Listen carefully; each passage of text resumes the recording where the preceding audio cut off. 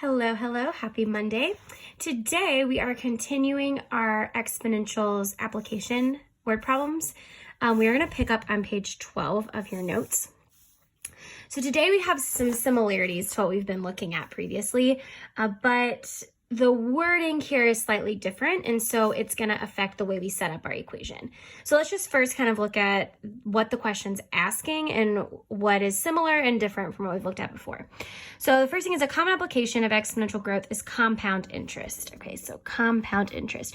We've looked at this with base E before last week when we were talking about something being compounded continuously. One thing to know about compounded interest is we're always going to be talking about positive growth. So anything that's accruing this interest compounded, it's going to be gaining money or gaining amounts, okay? So specifically, this first part is not compounded continuously. It is just compounded a specific amount of time. We'll review compounded continuously in the second part, but this first part is not continuous. It's over a certain period of time. So it's paid on the initial, which are your principal amount or your initial, and on previously earned interest. So like an example of this would be a credit card, right? So like my credit card bill comes out in January. Let's say I have a credit card. All right, my Visa bill comes out in January. And let's say I owe $100, okay? But let's say, oh no, I spent all of my paycheck. I cannot make my payment on that. Or I can make a payment, but I can't pay off the whole thing. So whatever that balance is, let's say I make a $50 payment, but I'm left with $50, okay? So not only is that $50 going to carry into February, so I already start with 50, right? I'm also going to have to pay interest on this. So it just depends on which credit card you apply for. Some might have a 20% interest rate. Some might have a 10. Like it depends on your credit score. It depends on your age, a lot of different factors.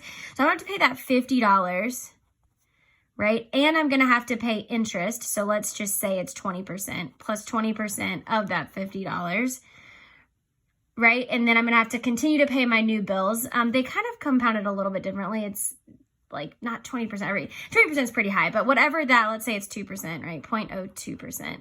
So I have $50 plus 2% of that $50, right? It's accruing on top of that plus whatever I charge again in February. So let's say I charge another $100. Now I owe, close to $155, $156, right? Like it's continuing to add money. Well, let's say I can't pay this interest off in February. Well, then it's continuing to accrue, continuing to accrue, right? So it's interest on interest on interest. So the number of times it's compounded, the more times it's compounded, the more money it's going to be, right? The more times they're calculating that interest. So the formula here, when I see it's compounded over a certain period of time, it's going to be very similar to the percent ones we looked at. So all these are going to deal with a percent. It's going to be your principal, your initial amount, times 1 plus your rate over the number of times it's compounded, times the compounded amount and time. Okay, that's a lot of variables right now. So let's just define it and look at some examples before we start to get overwhelmed by this. Okay, so A is the total balance. So the total amount. So how much am I totally owing with my initial balance plus that interest that's accruing? Remember, we're always going to use a plus here because this compound interest is always going to be positive and it's going to be growth. So then the principal is your P. So that's your principal or your initial. And then the next one is the rate, or in this case, your percent, right? So like, what is the percent change here? And then N is that number of times it's compounded. So the number of times compounded. And this will always be given to you, right? All this information will be given. And then T is your time. And this, one thing to note, the number of times compounded, it will be per year. So I want my time to be in years. So think about your chemistry, like your units, these should match. So this is the number of times it's compounded in 1 year, and then your T should match in years. These should be the same units here when you go to plug that in your formula. All right, cool. So let's look at our first. Actually, we'll look at number 1 together, and then you guys can try the rest of these on your own.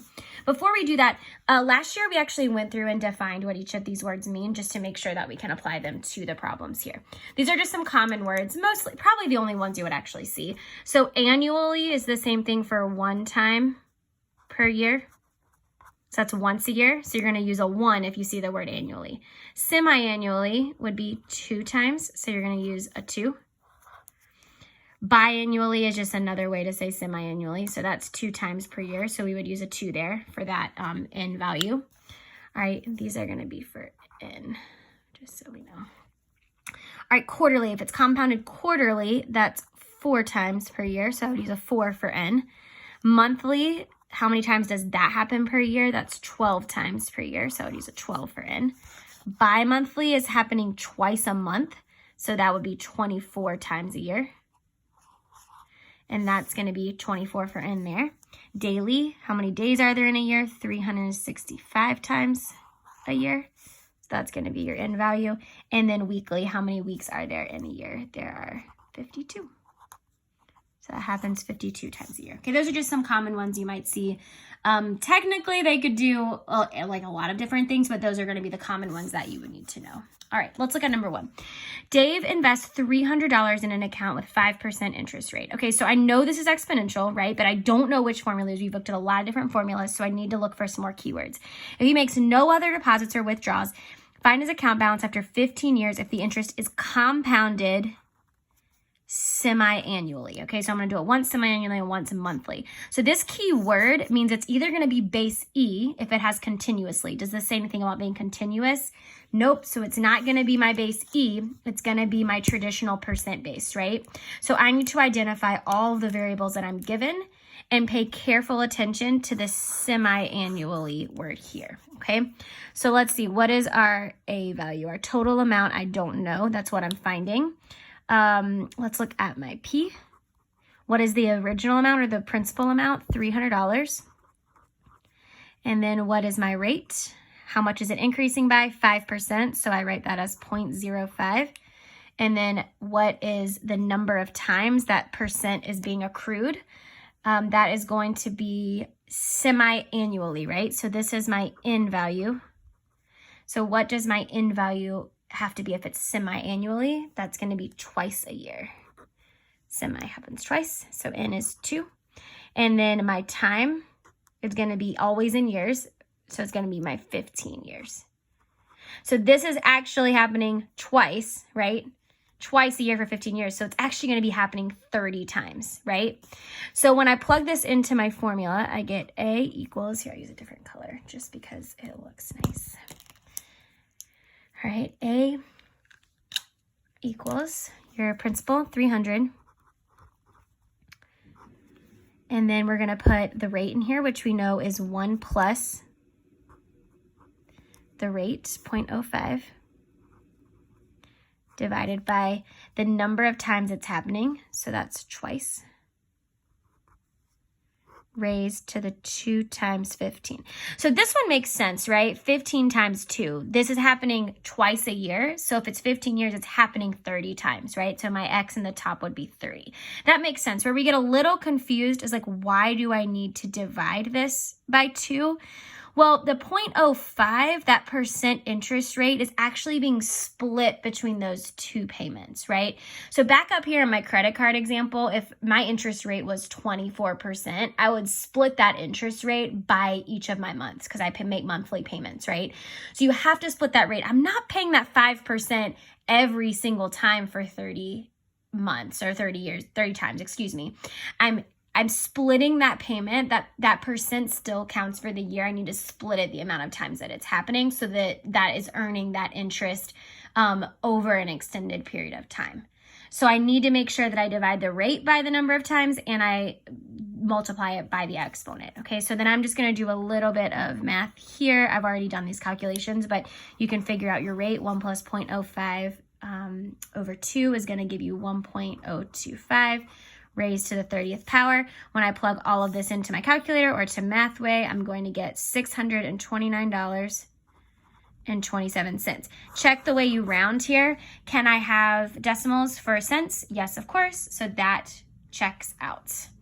All right, let's try the same thing over here with the second example. The only thing that's different is gonna be monthly. So I'm gonna bring over my A, my P, R, N, and T.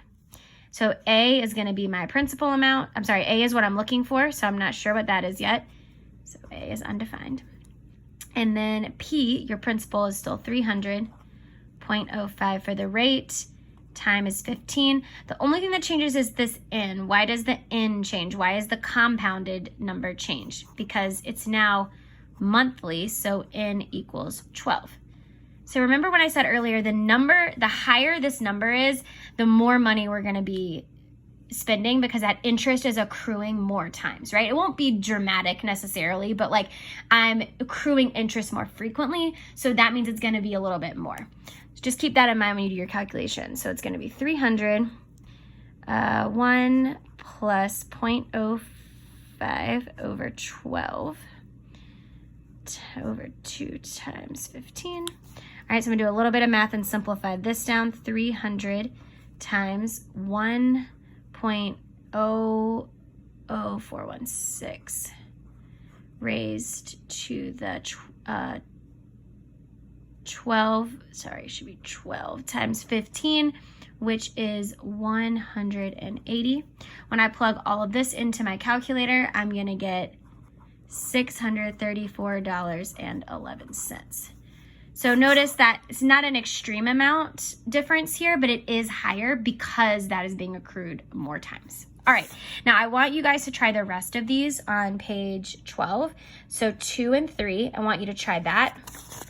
And then 4 and 5, both of those before you watch this next video, okay? If you would like extra practice problems, you can look on page 14, and the answers to this are on the bottom of page 15.